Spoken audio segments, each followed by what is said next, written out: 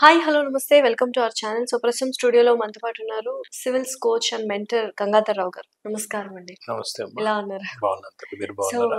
చాలా బాగున్నానండి. సో చాలా మంది స్టూడెంట్స్ కాంపిటేటివ్ ఎగ్జామ్స్ కి ఒక 2-3 కాంపిటేటివ్ ఎగ్జామ్స్ కి ప్రిపేర్ అవుతూ ఉంటారు. కొంతమంది యూపీఎస్సీ ప్రిపేర్ అవుతూ గ్రూప్ 1 కి కూడా ప్రిపేర్ అవుతుంటారు సైమల్టేనియస్ గా. ఇంకొంతమందికి రెండిట్లో సీట్ వస్తూ ఉంటది. అప్పుడు వాళ్ళు ఏది చూస్ చేసుకోవాలి? గ్రూప్ 1 బెటర్ అంటారా? యూపీఎస్సీ బెటర్ అంటారా? యూపీఎస్సీ అనేది క్యాడర్ పరంగా higher cadre. On the other hand యూపీఎస్సీలో దాదాపు 22-23 వెరైటీస్ ఆఫ్ జాబ్స్ ఉంటాయి. టాప్ మోస్ట్ లోపల ఐఏఎస్, ఐపీఎస్, ఐఎఫ్ఎస్ ఇలా ఉంటాయి అన్నమాట. సో యూపీఎస్సీ సెలెక్ట్ చేసుకోవాలా లేదు గ్రూప్ 1 సెలెక్ట్ చేసుకోవాలంటే గ్రూప్ 1లో అడ్వాంటేజ్ ఏంటంటే you will be in your home state. Throughout the service you will be in your home state. యూపీఎస్సీకి వచ్చేసరికి ఏమవుతుందంటే ఆల్ ఇండియా లెవెల్లో ఎక్కడైనా మీరు జాబ్ చేయాల్సి వస్తుంది. పాయింట్ నెంబర్ 1 అది. అంటే గ్రూప్ 1 అడ్వాంటేజ్. యూపీఎస్సీకి వచ్చేసరికి హయ్యర్ క్యాడర్.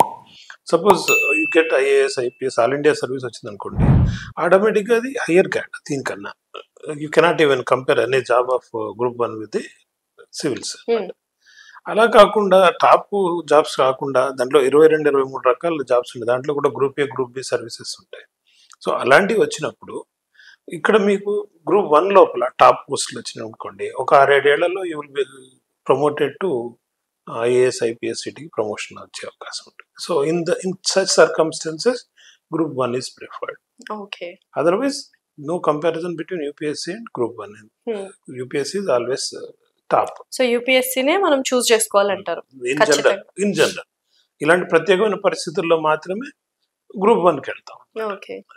సో యూపీఎస్సీ అంటే కూడా ప్రజలకు సేవ చేయడమే కదా. సో రాజకీయాలు కూడా ప్రజలకు సేవ చేయడమే కాబట్టి చాలా మంది యూపీఎస్సీ చేసే బదులు రాజకీయాల్లోకి వెళ్ళిపోతే బెటర్ కదా, సమాంతరంగా సేమ్ టైం మనం ఉపయోగిస్తే ప్రజలకు సేవ చేయడానికే కదా అని ఒక భావన ఉంటది.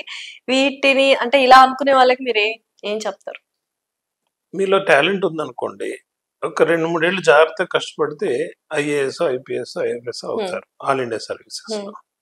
మీలో ఎంత టాలెంట్ ఉన్నా రాజకీయాల్లో you may have to struggle for 15-20 years to reach that level where you can compare yourself with an IAS officer.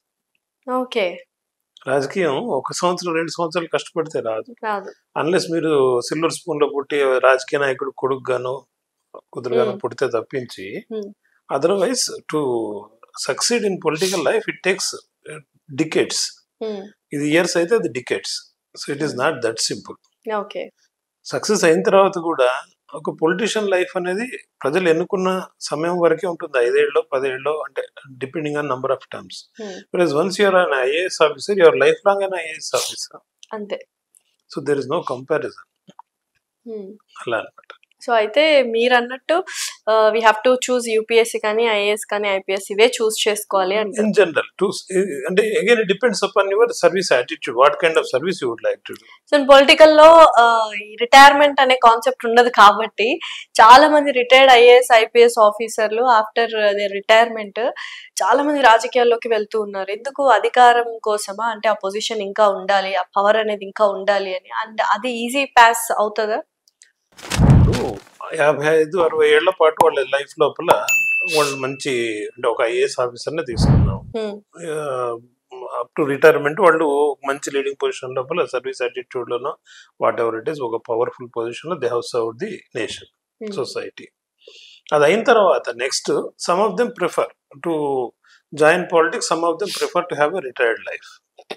It depends again on their mentality and their attitude. If they want to be active in public life, public life ఇంకా యాక్టివ్గా ఉండాలంటే వాళ్ళకి 2-3 రకాల opportunities ఉన్నాయి. ఒకటి వచ్చేసి politics, రెండవది వచ్చేసి they can run an NGO, something like that, where they still can guide the people in the society. So రాజకీయాల్లో సక్సెస్ కావాలి అంటే again it is a game, political game. అంటే దాంట్లో కూడా మళ్ళీ have to work hard.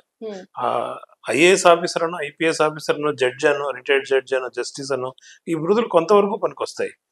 But for that again ఎలా అయితే రైతు పంట పండించాలంటే భూమి దున్ని నాగలు బట్టి ఇవన్నీ చేయాలో, అలాగే పాలిటిక్స్ లోపల కూడా ఈ ఐఏఎస్, ఐపీఎస్, ఐఎఫ్ఎస్, జడ్జెస్ వీళ్ళందరూ కూడా again they have to do all the things which politician does. అంటే రీజన్ ఏంటి? వాళ్ళు రిటైర్ అయ్యాక కూడా పొలిటికల్ గా వెళ్ళాలి అన్న రీజన్ ఓన్లీ అధికారం కోసమేనా? అధికారం కోసం అందరూ అని అనలేమమ్మా. Depends again the personal ambitions బట్టి. అధికారం రిటైన్ చేయాలంటే అంత ఈజీ కాదు. పొలిటికల్ అంటే లైఫ్ లో ఒక రెస్ట్ తీసుకోవాలి, ఒక విశ్రాంతి అనేది ఉండాలి అనుకున్న వాళ్ళు మళ్ళీ పొలిటికల్ గా వెళ్తే మళ్ళీ వాళ్ళు again that there will be on there ఆ చేజ్ లైఫ్ చేజ్ లో ఉండిపోతారు కదా. ఇప్పుడు విశ్రాంతి అనేది టోటల్ గా సాలిట్యూడ్ లైఫ్ లీడ్ చేయడం. పని చేసేటప్పుడు పని చేస్తుంటేనే మాకు విశ్రాంతి అనే వాళ్ళు ఉన్నారు. If they go on working they don't want to be in a restive mode. Total గా to rest is to rest అనే మెంటాలిటీ ఉంటుంది కొందరికి. So they want to work, that's all. They want to be in the public life. వాళ్ళకి ambition political పవరా లేదా service యాటిట్యూడా, ఇవన్నీ కూడా మళ్ళీ వాళ్ళ యాటిట్యూడ్, వాళ్ళ వ్యక్తిత్వాల మీద ఆధారపడి ఉంటుంది. So what ever it is to be, అంటే ఒక గౌరవం అయితే వాళ్ళకు ఉంటుంది పొలిటికల్ లైఫ్ లో కూడా, being retired civil servants or judges. కాకపోతే అది మళ్ళీ సక్సెస్ కావాలి అంటే పొలిటికల్ లోపల అగైన్ దానికి ఉన్న పారామీటర్స్ దానికి ఉంటాయి. Again they have to work hard. Okay, so వాళ్ళ ఓన్ చాయిస్ అంటారు. యూపీఎస్సీ అన్న చూస్ చేసుకోవచ్చు ప్రజలకు సేవ చేయాలంటే, లేదా పొలిటికల్ గా చేయాలి అదంతా మనం క్యారీ ఫార్వర్డ్ చేయాలి, ధైర్యం ఉండాలి, మన మీద ప్యాడ్నీలు చల్లినా మనం ముందుకెళ్ళాలి అనుకుంటే their own different game. Okay okay. ఇప్పుడు నెక్స్ట్ చాలా వరకు యూపీఎస్సీ సివిల్స్ ఈ కోచింగ్ సెంటర్స్ అన్ని మనకు మెట్రోపాలిటన్ సిటీస్ లోనే ఉంటాయి. ఇదర్ ఢిల్లీ కానీ హైదరాబాద్ కానీ పుణె ఇలా ఉంటాయి. మండల్ లోకి కానీ టౌన్స్ లోకి కానీ ఆ కోచింగ్ సెంటర్స్ వచ్చే అవకాశాలు ఏమైనా ఉన్నాయా? ఉంటే ఎంత బాగా పల్లెటూరులో ఉన్న వాళ్ళు, ఎస్పెషల్లీ తెలుగు మీడియం చేసుకున్న వాళ్ళకి చాలా ఈజీ అవుతుంది. ఎందుకంటే ఇంత పెద్ద నగరంలో ఉండాలి అంటేనే వాళ్ళకి ఎక్కువ డబ్బులు ఖర్చు అవుతూ ఉంటుంది.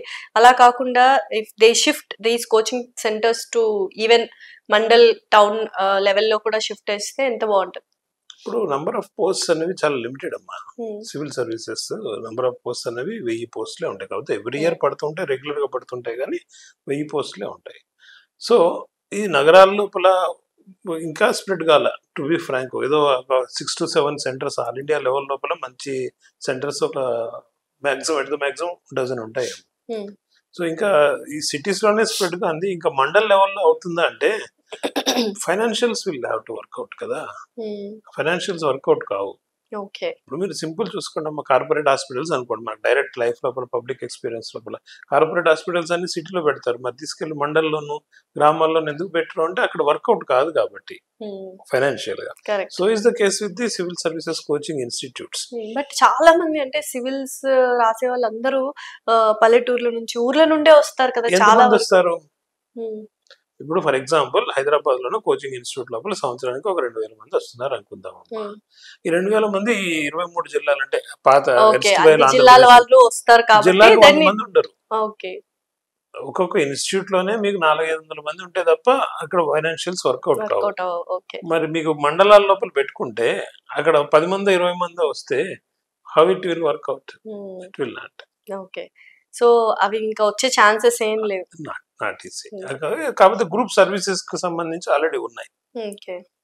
Group 1, group 2, group 3, group 4 coaching institutes అనేవి గ్రామాల్లో, గ్రామాల్లో కాదు మండల స్థాయిలో ఉంటాయి. సో ఇప్పుడు ఐఐటి కోచింగ్ 6th క్లాస్ నుంచే స్టార్ట్ చేస్తున్నారు కొన్ని స్కూల్స్ లో.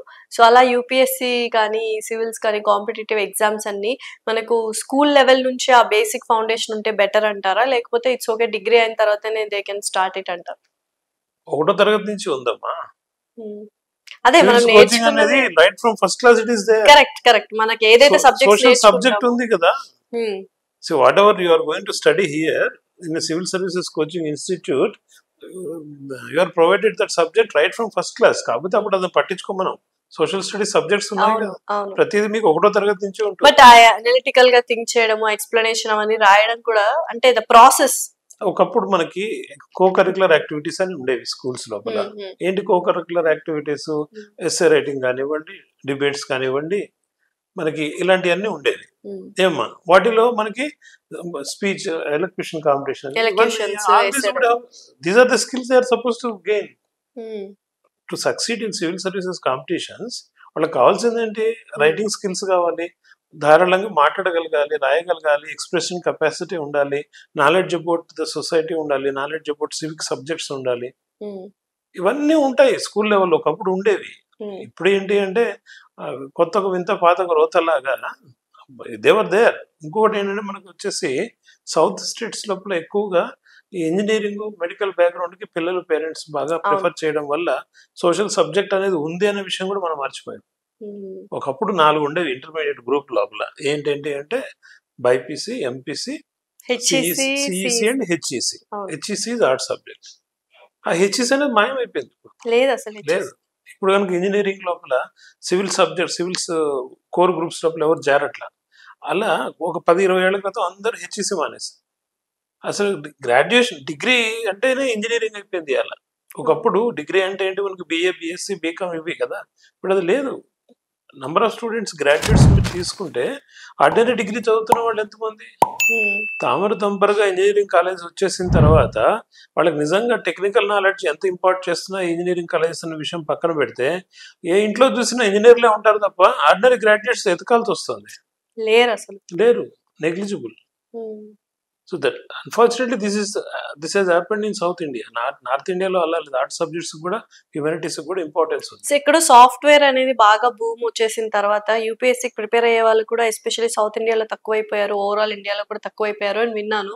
బట్ ఇప్పుడు ఎలా ఉంది? మళ్ళీ ఐఐటి చదివిన వాళ్ళు కూడా సివిల్స్ రాస్తారమ్మా. సివిల్స్ అనేది ఒక యాటిట్యూడ్, అది ఒక కోరిక, సర్వీస్ చేయాలనేది. అదేం తగ్గలేదు, రాను రాను పెరుగుతూ వస్తుంది. సివిల్స్ అవేర్నెస్ పెరిగిన కొద్దీ ఇంకా ఆస్పిరెంట్స్ పెరుగుతున్నారు. ఒకప్పుడు 3-4 లక్షల మంది రాస్తే గగనం, ఇప్పుడు 10-12 లక్షల మంది అప్లై చేస్తున్నారు, 6-7 లక్షల మంది రాస్తున్నారు. సో దీన్ని గ్లామర్ డాక్టర్స్ ఏ సర్వీస్ చేసిన వాళ్ళు, ఏ కోర్స్ చదివిన వాళ్ళైనా, ఏ బ్యాక్గ్రౌండ్ ఉన్నా they are coming to civils. ఎందుకు? బికాస్ దీని గ్లామర్ దీనికి ఉంది. అదనమాట. ఇండియాలో టాప్ మోస్ట్ సర్వీస్ జాబ్ కదమ్మా. సో ఏది వచ్చినా, ఏ కోర్స్ వచ్చినా కూడా దీనికి సాటి లేదంట. నంబర్ 1 కదా ఇది. You cannot beat it. Government jobs లో, గవర్నమెంట్ పబ్లిక్ సర్వీస్ లో మీకు most glamorous job, most opportunities ఉన్న job civil services. Okay. So finally UPSC exam కి ప్రిపేర్ అయ్యే వాళ్ళందరికీ మీరు ఏమని సలహా ఇస్తారు? మీకు ఇష్టం ఉంటేనే, మీకు ఆ యాటిట్యూడ్ ఉంటేనే రండి దీంట్లోకి. అది యూపీఎస్సీ సాధించడం అనేది ఈజీ కాదు. You should have self discipline.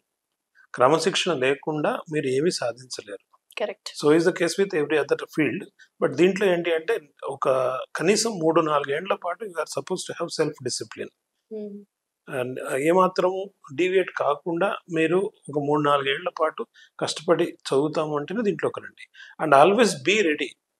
Success rate అనేది దీంట్లోపల 0.01%. So you may be in that 0.10,000లో ఒకళ్ళు. సో దాంట్లో మీరు ఉండొచ్చు, ఉండకపోవచ్చు. బట్ ఈ నాలెడ్జ్ మీకు ఇతరత్ర రంగాల్లో, లైఫ్లో తర్వాత దేంట్లో స్థిరపడాలన్నా ఈ knowledge will be useful for you. మీరు ప్రతి రంగంలోనూ ఒక స్థాయి పైన ఉంటారు మీ చుట్టుపక్కల ఉన్న వాళ్ళకన్నా. సో ఆ యాటిట్యూడ్ తోటి మీరు దీంట్లోకి రండి. అంతే తప్పించేదో టైంపాస్ కోసం దీనికి గ్లామర్ ఉంది కదా దీంట్లో దూరేద్దాం, 4 ఏళ్ళు టైంపాస్ చేద్దాం అంటే most precious part of your life 20 years నుంచి 25 years వరకు. అది మీరు సక్రమంగా ఉపయోగించుకోకపోతే దీనంత నష్టపరిచేది ఇంకోటి ఉండదు మీకు. ఎందుకంటే యాపిల్ పండు కనపడుతూ ఉంటుంది, మీకు దొరకదు యాపిల్ పండు. అల్టిమేట్లీ ఇంకో దాన్ని చూడరు, మీరు చూడరు. You are the loser. Correct. ఇప్పుడు మీరు సివిల్ సర్వీసెస్ కి ప్రిపేర్ అవుతున్నారంటే జనాలు మిమ్మల్ని హై లెవెల్ లో చూడడం మొదలు పెడతారు. మాక్సిమం ఎన్ని ఇయర్స్ ట్రై చేయొచ్చు sir civil services? At the maximum 3 to 4 years అమ్మా. అంటే మీరు మొదలు పెట్టిన లైఫ్ ఏజ్ ని బట్టి ఇప్పుడు మీరు డిగ్రీ 2021 లో కంప్లీట్ అవుతుంది, 25 కల్లా క్లోజ్ చేయాలి. చేసి వేరే సర్వీస్ లో సెటిల్ అయ్యి ఆ తర్వాత కావాలంటే you can come back for this. కొంతమంది అంటారు 5 ఏళ్ళు 6 ఏళ్ళు అయిన తర్వాత వచ్చింది వాళ్ళకి, మరి వాళ్ళకి చూసామంటే they are rare cases. When you compare success rate, you're okay with all the financial stabilities and all those things, emotional ga even for that why you should waste your life. Success rate ni chuste meeku second attempt third attempt ekku untayi amma. Next first and fourth untayi, fourth and first. Iga fifth attempt sixth attempt ante evaro okalliko iddarko vastuntundi. Percentage is around 5 to 10%. So inka meeku balanga korikundi, you are able to rectify your mistakes ante you continue it. Okay. But for that ఒక 4-5 attempts అయిన తర్వాత alternate service లోకి వెళ్ళి ఇంకా మీకు కోరుకుంటే again you give an attempt. అంతే తప్పించి లైఫ్ అంతా దీనికోసమే డెడికేట్ చేస్తాను. జీవితంలో ఎన్నో, సొసైటీలో ఎన్నో రంగాలు ఉన్నాయి where you can do live successfully, satisfied life. కాకపోతే ఇది ఒక ప్రయత్నం అంతే. ఉన్న సర్వీస్ ని మనలో టాలెంట్ ఉన్నప్పుడు, మనలో కోరిక ఉన్నప్పుడు ప్రయత్నం చేసి చూడడంలో తప్పలేదు. Thank you so much.